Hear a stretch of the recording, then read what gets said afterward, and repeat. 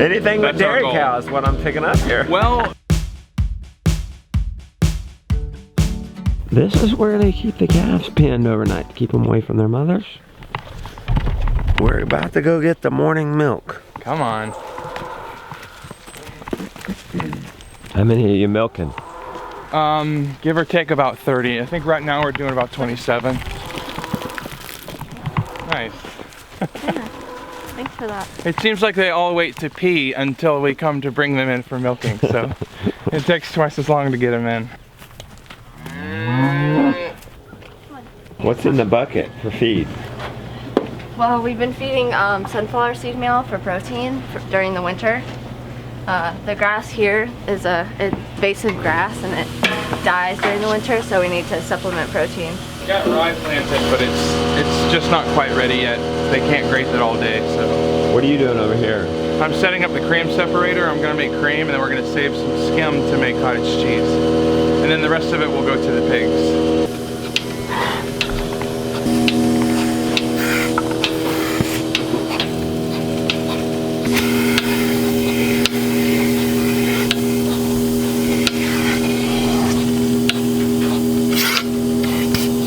This is Belle, the one he was talking about.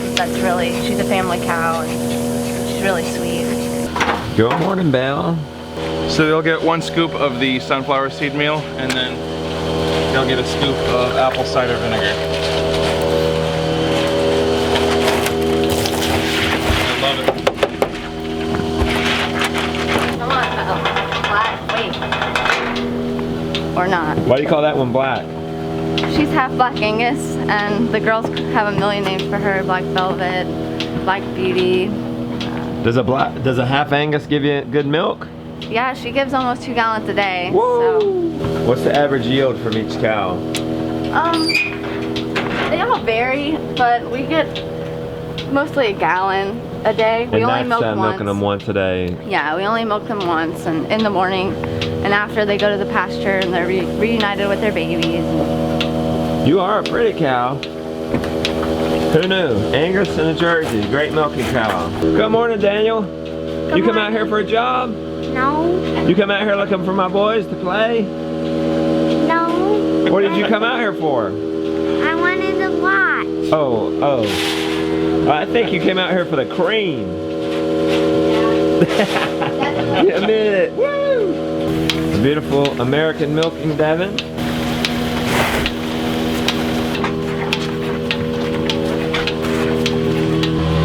So first we'll filter it.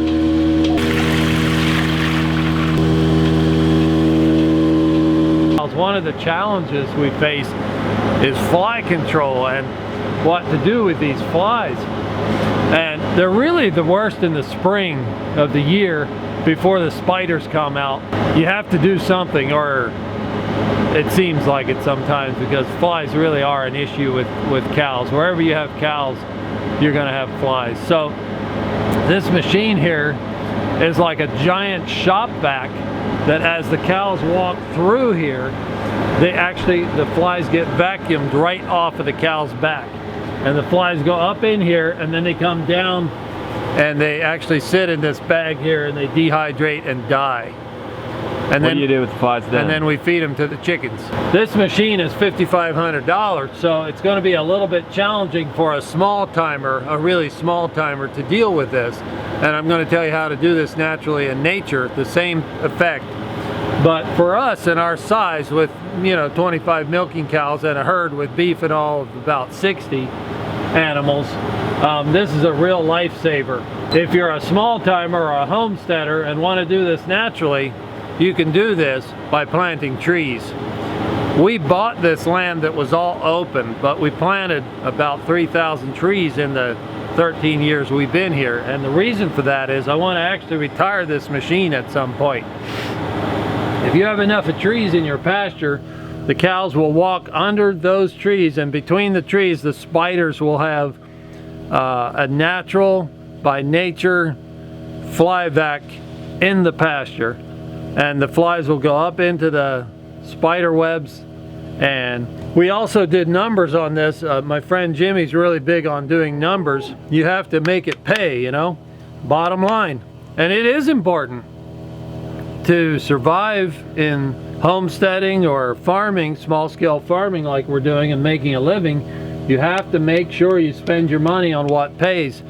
So we actually ran some simple numbers, Jimmy and I, on this machine, and he had recommended that I not get one.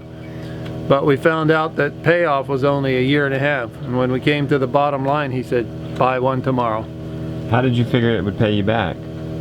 Just in milk production increase because of less flies. And we just did rough numbers. It's not hard science. You can't get absolute numbers. No. But we said if it saves us this much, if we get this much more milk, and at my price of milk and everything, we said, yep, year and a half to pay off. What is this? This is a mineral feeder, and the cows can choose what minerals they need. There's 3 different types of trace minerals. There's phosphorus, calcium, magnesium, sulfur, loose unrefined salt. Over here there's kelp, and there's just sodium. I don't even remember what all these are, but I try to keep them filled. And the phosphorus and sodium and the trace mineral mix A, there's A, B, and C. The trace mineral mix A is the 3 things that our cows eat an awful lot of. But you try to keep them all there because different times of the year cows will need calcium or iodine or phosphorus or more sodium, you know. And as you rotate around your farm, some pastures have more of some nutrients and less of others, and then the cows will eat that less out of the mineral box. It's also true that a cow can overeat by up to 40% when she's deficient in something. She'll overeat looking for that nutrient and looking to get that nutrient lack restored in her body. Humans are the same way. That's one reason why we have such an obesity epidemic.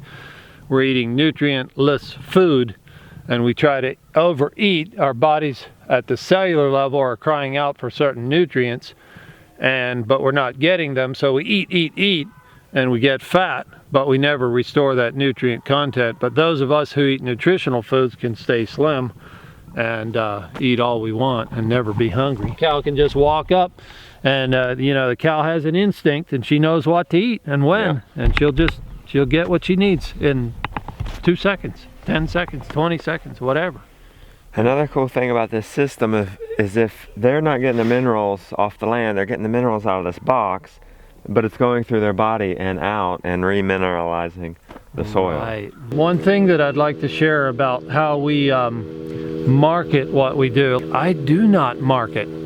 I produce the most nutrient-dense foods possible, and I let word of mouth do the marketing. But there is something that I really like. I like educating people, and this is some of my favorite education here. The Nutrition and Physical Degeneration, written in 1939 by Weston A. Price. And then for those who want to watch video and more updated and modern, Sally Fallon has taken this book and put it on these videos. It's 10 hours of instruction.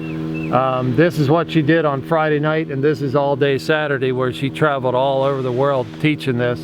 It's on YouTube. You can watch this for free. And if you in 30 days change your life, you're not going to go back. Hey little man, you come to help? Or did you hear there was cream to drink too? Putting in this cream separator.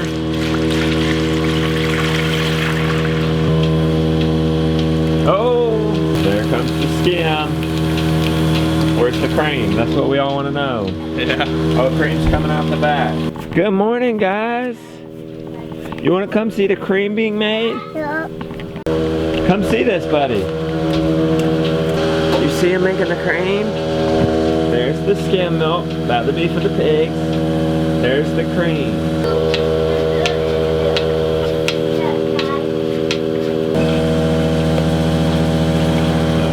You're an intern who's about done, is that right? Yeah, we'll be done in 6 days. So how valuable would you say this was for you and your wife? Absolutely priceless. We've read a lot of books. We've watched the Salatin semester about a half dozen times, but it's really helpful to get some hands-on experience. You just can't get it anywhere else but on a farm. Yeah, and I believe you've given Dennis a little bit of a break after you've gotten some experience. Yeah. I know there's a learning curve there. where he's teaching you, but then at some point you do begin to contribute more than what you're taking from the farm, I believe. Yeah, but we really enjoy it. I mean, we do get a lot out of it too, so it's a win-win. Where are you going from here? Well, we're gonna go to New York. We're gonna start farming with a friend up there. So we're gonna try to do meat chickens, egg chickens, beef cows, and pigs. Not all at once.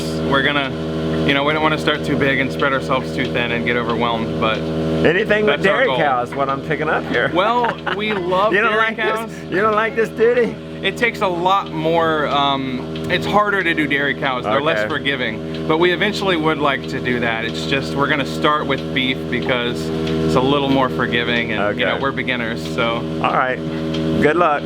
Thank you. While we've been packing the bus, the boys have been riding the horses. I guess Lily rode too. How was it, buddy? Was that your first time riding a horse? Cool. Bareback too. You're just a born cowboy. Look at this sweet community.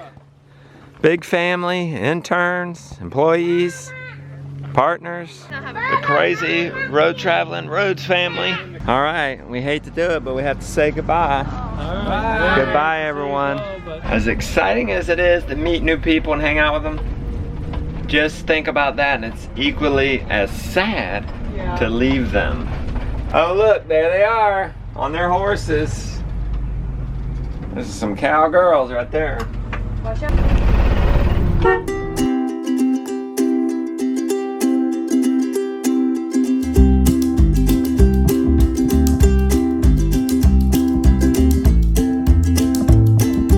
We've had a good hour of driving. Got about 2.5 more hours. We're at a familiar place, Earth Fair. Had no idea those came all the way down to Florida. So we're gonna go stock up on some groceries and see about a lunch. You ready to eat? Look what we picked up at the grocery store. A Chidler. Had a good lunch, back on the road. This is where we're most nervous, driving the bus and the car. Look at all this driving in town. Town's tough, but we're doing it. We got about 2.5 more hours to go. A little backyard homestead to some friends now, but vlog fans, they came and saw us up in North Carolina, so we're looking forward to seeing them again and staying at their place in Orlando.